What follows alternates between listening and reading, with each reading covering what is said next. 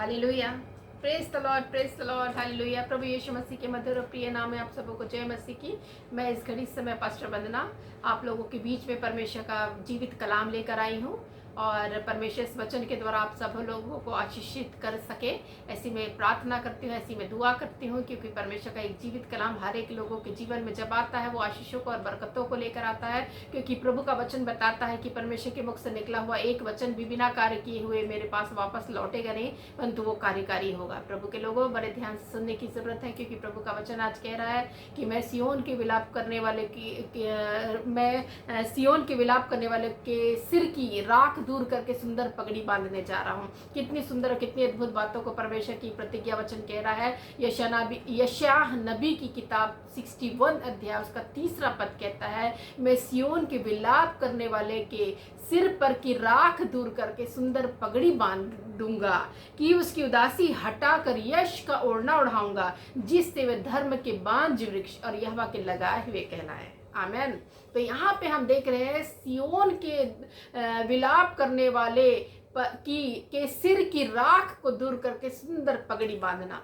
सुंदर पगड़ी कब बांधी जाती है? याजक जो परमेश्वर के चुने हुए जन रहते हैं उस पर परमेश्वर ने जो है वो पगड़ी बांधा, और जो है वो जो आनंदित, जो खुश और मगन रहते हैं उसके सिर पर जो है वो पगड़ी बांधी जाती है। जैसे दूल्हे के सिर पर पगड़ी बांधी जाती है, उसी प्रकार से पगड़ी जो शब्द यूज किया गया है वो एक्चुअल में परमेश्वर के चुने हुए जन के लिए जो है वो यूज किया गया है। और यहाँ पे परमेश्वर बता रहा है कि तुम्हारे सिर पर की राख को दूर करके मैं सुंदर पगड़ी बांधने जा रहा हूँ।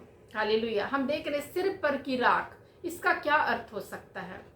सियोन के विलाप करने वाले के सिर पर की राख, तो इसका क्या अर्थ है? इसका अर्थ ये है कि खूब वेदना, खूब दर्द, खूब विलाप, बहुत ही ज्यादा दर्द, वेदना और विलाप, जिसमें लोग जो है वो क्या किया करते थे। हम कई प्रकार से बाइबल में हम पढ़ते हैं कि जिन्होंने अपने जीवन में बहुत ही वेदनाओं को महसूस किया, दुखों को महसूस किया, पीड़ा को महसूस किया, कि या किसी के जो है वो खोने को, मतलब कहना चाहिए किसी की बिछोड़ने का गम और किसी के इस दुनिया से चले जाने के गम जिसके जीवन में आया, उन्होंने अपने सिर पर राख डाली, दुख में जो है वो बैठे और अपने विलाप को उन्होंने दिखाया। अपने वस्त्र को फाड़ कर वे राख पर बैठ जाया करते थे। यदि पश्चातापी हृदय उनका होता था, यदि अपने पापों के लिए वो पश्चाताप करना चाहते थे, वे इस प्रकार के कामों को किया करते थे। कई ऐसे भागों में हम बाइबल के वचनों में हम देख सकते हैं। और अभी मैं आप लोगों को कुछ बातों को बताऊंगी कि किन लोगों ने अपने सिर पर राख जो है वो डाली। तो यहाँ पे हम देखते हैं, सबसे पहले मैं आप लोगों को ये बताना चाहती हूँ कि सिर पर की राख डालने का अर्थ होता है बहुत ही दर्द, बहुत ही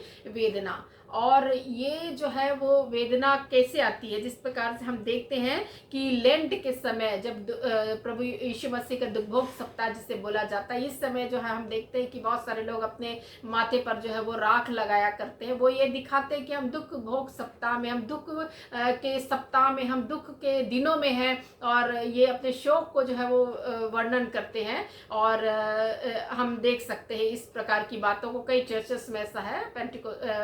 कहना चाहिए पेंटिकोस्ट वाले तो नहीं, प्रोटेस्टेंट वाले भी नहीं, लेकिन बहुत सारे कई चर्चेस में, कैथोलिक हो गया और भी कई चर्चेस में जो है CNI जो है वो कई ऐसी चीज़ों में ऐसी प्रथाएं जो है वो भी है कि वो लोग राख को जो है वो अपने माथे पर लगाते, क्रूस का निशान बनाते हैं और अपने दर्दों को, अपने दुखों को, अपने शोक को बताने की कोशिश करते हैं कि हाँ, हम यीशु मसीह के मृत्यु को और उसके दुखों और उसके दर्दों को जो है वो अपने देह पर लिए घूम रहे हैं। ये उनका जो है वो विचार रहता है। तो मैं आप लोगों को राख के विषय में बोलना चाह रही हूँ कि परमेश्वर ये कह रहा, परमेश्वर की प्रतिज्ञा है, परमेश्वर का वचन ये कह रहा है। यशायाह नबी एक बहुत बड़े नबियों के रूप में जो जाना जाता, वो कह रहा है कि तुम्हारे सियोन जो है वो परमेश्वर की अपनी प्रजा जो है वो उसका जो है विलाप को जो है वो दूर करके परमेश्वर सुंदर पगड़ी बांधने जा रहा है। कितनी अद्भुत बातों को जो है यहाँ पे हम पढ़ने और हम देखने में पा रहे हैं। आपके जीवन में भी ऐसी कई प्रकार की दुख वेदनाओं में आप गुजरे होंगे प्यारे मित्रों।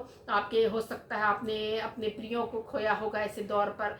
हो सकता है कि ऐसे लोग जो आपके बहुत करीबी रहे होंगे, बहुत जल्दी अलविदा कह दिए होंगे इस दुनिया से। आप लोगों ने, ऐसे लोग लोगों को महसूस किया होगा, ऐसे लोगों के मृत्यु संस्कार में आप गए होंगे, जब एक छोटे से बच्चे के मृत्यु के समय में आप गए होंगे, जिसके माता पिता की हृदय की जो वेदना को आप लोगों ने महसूस किया होगा। ऐसे समय में, ऐसे विलाप के समय में आप खड़े हुए होंगे, जब अपने दोस्त के, अपने मित्र के डेथ बेड के सामने आप रहे होंगे और आपने उनको अपनी आंखों से मरते हुए देखा होगा।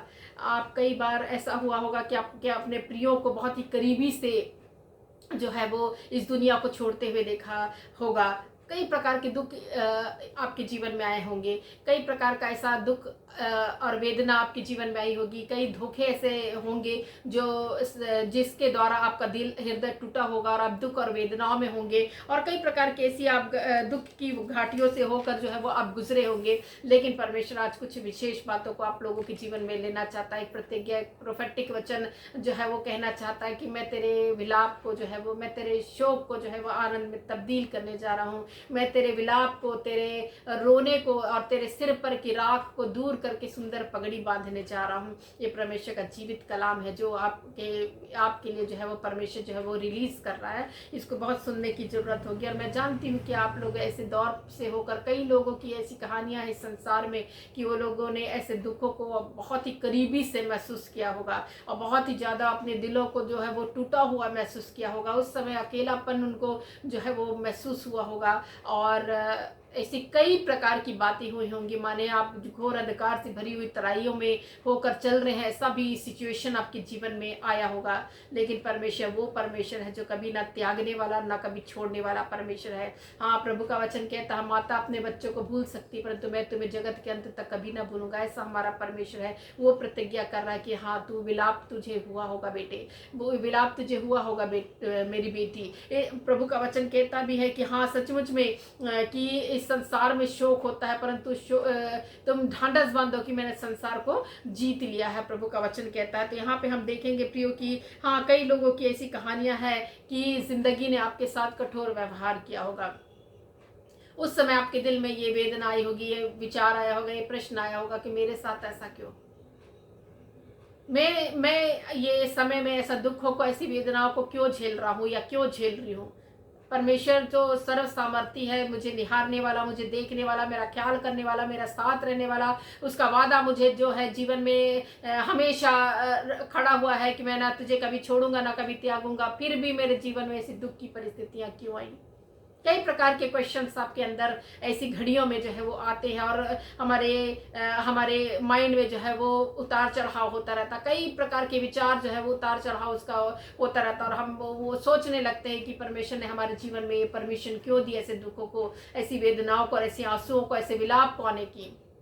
हमें हमारे जीवन में ये नहीं आना चाहिए था, क्योंकि हम तो परमेश्वर के मानने वाले, हम परमेश्वर को उपासना करने वाले, हम परमेश्वर को धन्यवाद देने वाले लोग हैं, हम परमेश्वर को पुकारने वाले लोग हैं, हम परमेश्वर पर विश्वास रखने वाले और उसकी दुहाई देने वाले लोग हैं। हमारे जीवन में इस प्रकार की घटनाएं और इस प्रकार की वेदनाओं से हम क्यों गुजर रहे हैं। ऐसे कई प्रकार की बातें आपके जीवन में आ रही होंगी, कई प्रकार के क्वेश्चन आपके जीवन में आ रहे होंगे। लेकिन बाइबल हमको कुछ सिखाती है प्रियो। जब भी हम दुख दर्दों से होकर गुजरे, कुछ ना कुछ शिक्षा हमको मिली है और इस दर्दों से है जो है वो उबरने पर हम जो है और टफ से टफ बने हैं और इस टफ टाइम में, ऐसे कठिन समय में और जो है दृढ़ता और मजबूती के साथ उठकर खड़े हुए हैं। हालेलुया। तो यहाँ पे मैं आप लोगों को बताती हूँ, बाइबल के उस पात्रों को मैं आप लोगों के का ध्यान आकर्षित करना चाहती हूँ, अय्यूब के बारे में। प्रभु का वचन कहता है अय्यूब जो है सीधा था, खरा था, धर्मी था, परमेश्वर का भय मानने वाला था, परमेश्वर पर विश्वास रखने वाला था।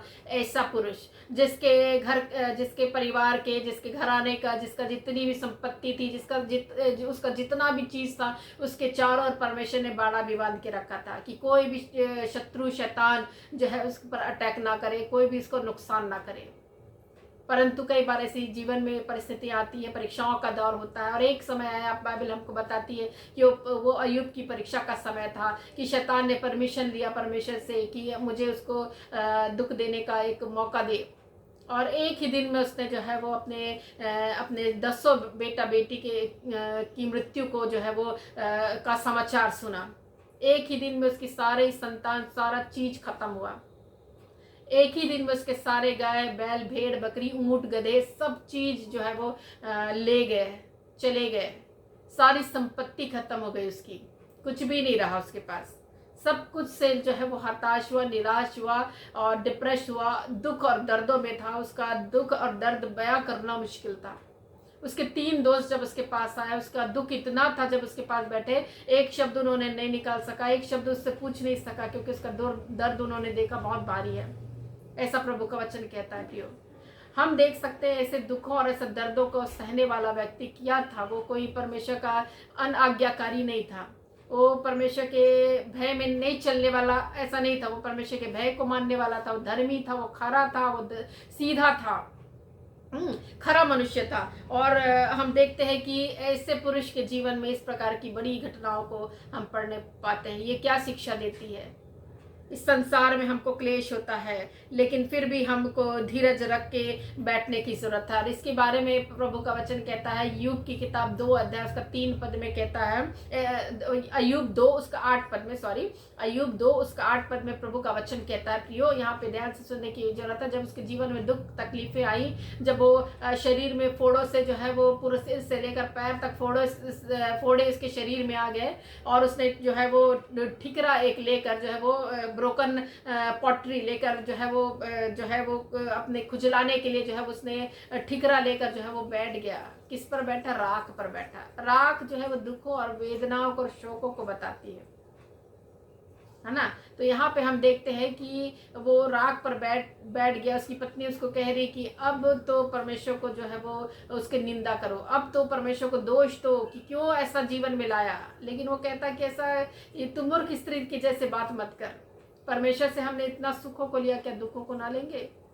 और उसने मुंह से एक भी शब्द जो है वो परमेश्वर के प्रति जो है वो निंदित भरी बातों को नहीं कहा। परमेश्वर को प्रेस ही करता रहा, परमेश्वर के खिलाफ में बोलने का उसने हिम्मत नहीं किया। हालेलुया। तो जब अय्यूब की बातों में हम देखते हैं कि जब उसके जीवन में इतनी बड़ी दुख थी, इतनी तकलीफ थी, इतनी वेदना, इतने शौक में होता, तब भी उसने मुख से परमेश्वर को एक शब्द भी नहीं बोला, उसके खिलाफ में एक शब्द भी बयां उसने नहीं बोला। हम कैसे कई मनुष्य कैसे जो है परमेश्वर को दोष देने लगते, कैसे कह सकते कि परमेश्वर मेरे जीवन में ऐसा क्यों हुआ। जब हम क्वेश्चन करते हैं ना परमेश्वर को हम दोष देते हैं उस समय कि क्यों आपने परमिशन दी। हमको दुहाई देने की जरूरत है और कहने की जरूरत है, प्रभु तेरा नाम का धन्यवाद। अय्यूब के 10 बच्चे एक दिन में ही उनकी डेथ हुई, वो इस दुनिया से चले गए। अय्यूब ने क्या बोला? परमेश्वर ने दिया, परमेश्वर ने लिया, परमेश्वर का नाम धन्य हो। वो धन्यवाद किया।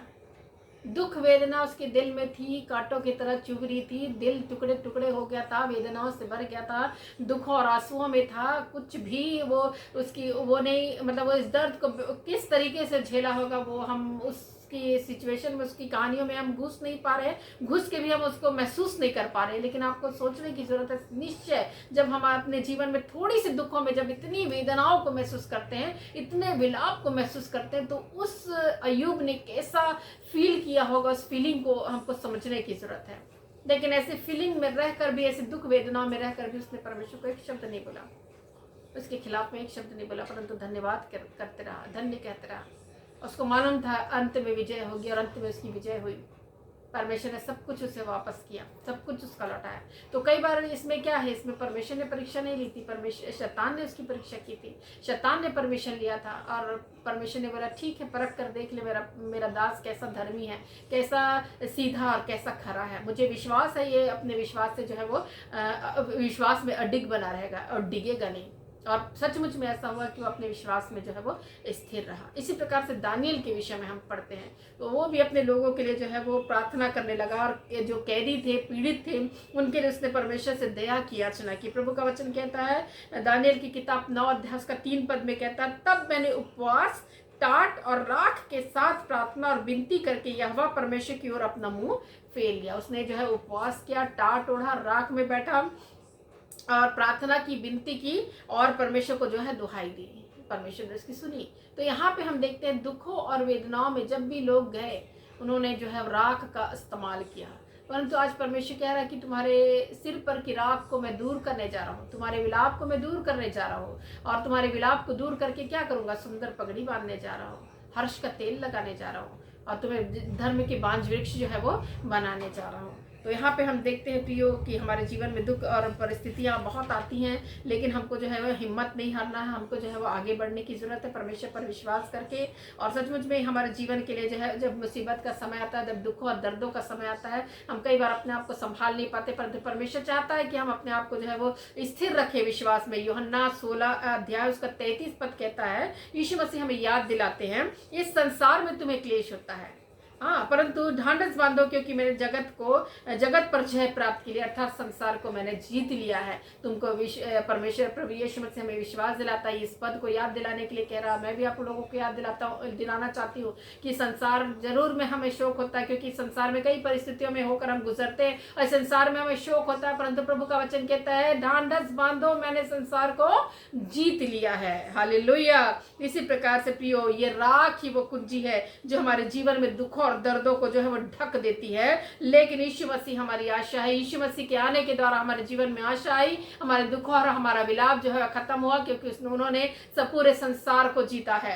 हालेलुया। इसी प्रकार से प्रियो, जिस प्रकार से हम जानते हैं कि इस वचन में जो है वो पगड़ी विलाप को, राख को दूर करके सिर पर की राख दूर करके सिर पर पगड़ी बांधने का जो है वो वचन आया है, तेल लगाने का, हर्ष रूपी तेल लगाने का वचन आया है, वस्त्र पहनाने का वचन आया, धार्मिकता के बांझ वृक्ष जो है वो बनाने का आया है यहाँ पे। तो हम यहाँ पे पढ़ सकते हैं कि जिस प्रकार से प्रभु कहता है कि विलाप को दूर करके सिर पर की राख को दूर करके सुंदर पगड़ी बांधने जा रहा हूँ, उदासी हटाकर यश का ओढ़ाने जा रहा हूँ, जिससे वे धर्म के बांझ वृक्ष यहोवा के लगाए हुए कहलाए। तो यहाँ पे हम देखते हैं प्रियो कि हम सचमुच में ये जो 3-4 चीजें आई है, पगड़ी बांधना, हर्ष रूपी तेल लगाना, वस्त्र पहनाना और धार्मिकता के बांझ वृक्ष, तो ये हमें बताता है कि ये पगड़ी जो है याजकी पगड़ी को दिखाती है, अभी तेल जो है अभिषेक का तेल को दिखाता है, वस्त्र जो है वो उद्धार के वस्त्र दिखाते हैं, और स्तुति रूपी वस्त्र भी हम इसको कह सकते हैं। धार्मिकता का बांझ वृक्ष मसीह में हमारी विश्वास में मजबूती को हमको दिखाता है।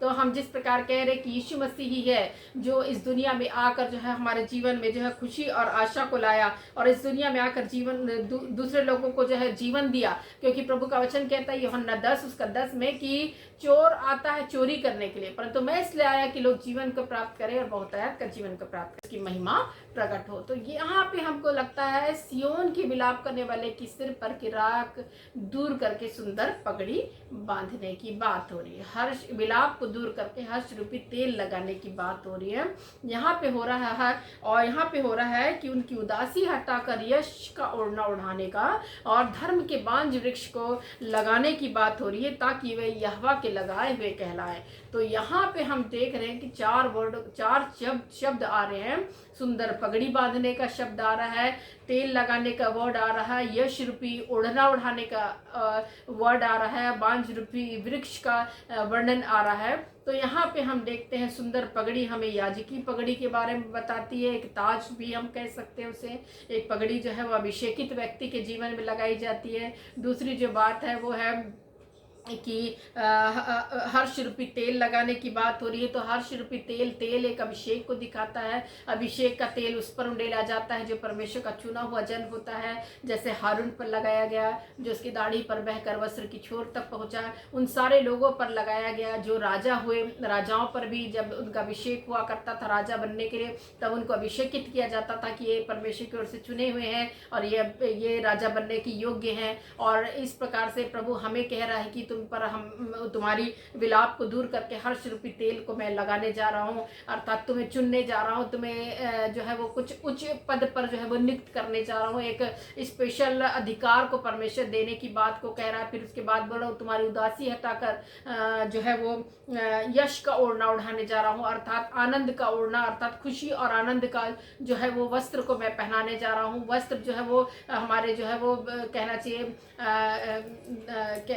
उद्धार का वस्त्र भी हमको दिखाता, हमारी जो गुनाह और पापों को जो है वो पर्दा को भी दिखाता, हमारी नंगाई को, हमारे गुनाह को, हमारे गंदे कामों को भी छिपाता है कहना चाहिए। तो ये हर्ष रूपी ओढ़ना उड़ाने की बातों को परमेश्वर कह रहा है, धर्म के बांझ वृक्ष लगाने की बातों को परमेश्वर कह रहा था। यहाँ पे हम देखते हैं कि निश्चय परमेश्वर जो है वो ये कह रहा कि बांझ वृक्ष लगाऊंगा, तुम बांझ वृक्ष अर्थात तुम मसीह में मजबूती को तुमको दूंगा, परमेश्वर में तुम्हारा विश्वास को मजबूत करने की बातों को परमेश्वर कह रहा था। प्रभु के लोगों में ये कहना चाहती हूँ कि आज परमेश्वर का ये वादा है कि मैं परमेश्वर का वादा आप लोगों के जीवन में पूर्ण होने जा रहा है कि आपका जितना भी विलाप आप लोगों ने अपने जीवन में महसूस किया वो सारा विलाप दूर होके हर्ष रूपी परमेश्वर तेल से आपको मस्ता करने जा रहा है। इसलिए खुश और आनंदित होइए, परमेश्वर के वचन पर विश्वास कीजिए कि हाँ सचमुच परमेश्वर ने ऐसा चीज़ों को मेरे जीवन में लाया कि मेरे जीवन में एक अच्छी बातों को परमेश्वर लाने जा रहा है, एक अच्छी बातों को, अच्छी खबरों को मैं सुनने जा रहा हूँ या मैं सुनने जा रही हूँ। और परमेश्वर की प्रतिज्ञा वचन ये है कि मैं अपने जीवन में जो है वो हर्ष रूपी तेलों को महसूस करूँ और मेरे सिर पर की राख दूर करके अर्थात विलाप का चीज़ दूर करके हर्ष का तेल, हर्ष का ओढ़ना और यश का ओढ़ना और सुंदर पगड़ी जो है मेरे अंदर जो है वो बांधी जा रही है। विशेष करके राख दूर करके सुंदर पगड़ी का ही वर्णन है कि परमेश्वर जो है वो आपका जो है दुख और वेदना को और शोक को जो है वो बदलने के लिए जा रहा है। और इस प्रतिज्ञा वचन पर आप विश्वास कीजिए कि परमेश्वर आपके जीवन से निश्चय दुख को हटाने जा रहा है। हालेलुया।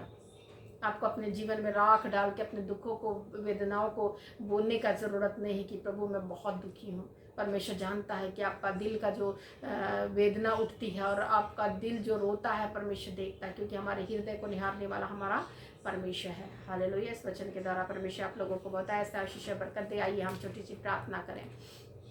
हालेलुया। धन्यवाद धन्यवाद धन्यवाद पिता परमेश्वर, इस घड़ी समय प्रभु आपके चरणों के निकट आते प्रभु, आपके नाम का धन्यवाद करते प्रभु परमेश्वर। निश्चय प्रभु आपने प्रभु लोगों की वेदनाओं को प्रभु, जबकि भी इसका समय है प्रभु, बहुत सारे लोग कई प्रकार की वेदनाओं में है, दुखों में है, विलाप में है प्रभु, परंतु प्रभु आपका जीवित कलाम कहता है प्रभु कि मैं तेरी वेदना को, तेरे विलाप को दूर करके हर्ष रूपी तेल लगाने जा रहा हूँ। तेरे विलाप को तेरे सिर पर के जो है सियोन के विलाप करने वाले के सिर पर की राख को दूर करके सुंदर पगड़ी बांधने जा रहा हूँ। तो इसी प्रकार से निश्चय प्रभु आप इनके विलापों को दूर करके प्रभु परमेश्वर सुंदर पगड़ी बांधिए और इनकी विलाप को दूर करके एक हर्ष रूपी जो तेल आप डालिए प्रभु परमेश्वर की उदासी हटाकर यश का ओढ़ना उड़ाइए प्रभु। हम प्रार्थना करते हैं प्रभु निश्चय प्रभु ये अपने जीवन में आनंदित हो सके, खुश हो सके, मगन हो सके। आपके लोग प्रभु जो आपको पुकारते हैं, आपको दुहाई देते प्रभु, उनकी दुहाई को सुनकर उनके जीवन में अद्भुत कामों को करने वाला परमेश्वर बन प्रभु। कई लोग प्रभु अपनी बीमारी से भी प्रभु बड़े विलाप में है प्रभु, बड़े दुख में है प्रभु, वेदनाओं में है,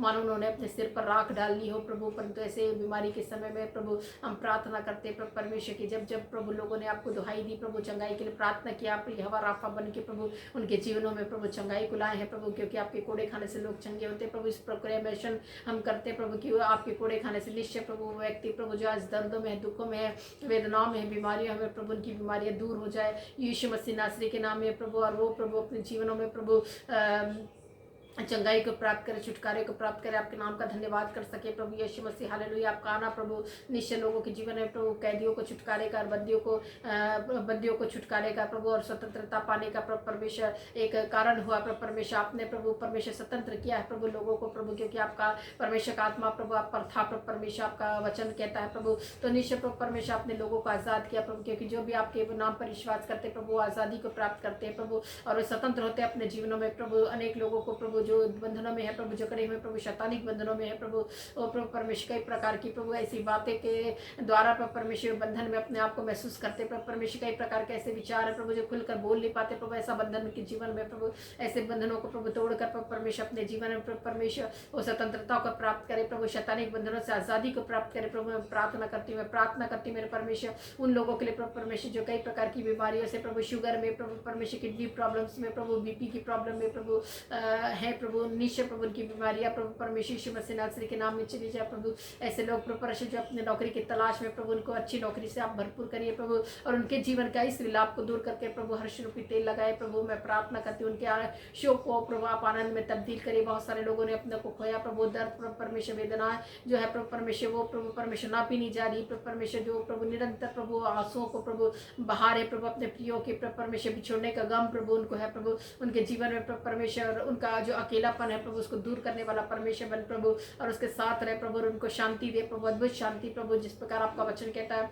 मैं तुम्हें अपनी शांति दिए जाता हूँ, तुम्हारा मन ना डरे ना घबराए, जैसा संसार तुम्हें देता है वैसी शांति नहीं परंतु तुम्हें अद्भुत शांति दिए जाता हूँ। तो प्रभु हम प्रार्थना करते प्रभु आप अद्भुत शांति के देने वाले परमेश्वर हैं, तो उनके जीवन में प्रभु आप अद्भुत शांति को दीजिए प्रभु। हम प्रार्थना करते प्रभु हालेलुया। आपने प्रभु प्रार्थना को सुना है प्रभु और ग्रहण किया, इसके लिए धन्यवाद यीशु मसीह के नाम से, आमीन।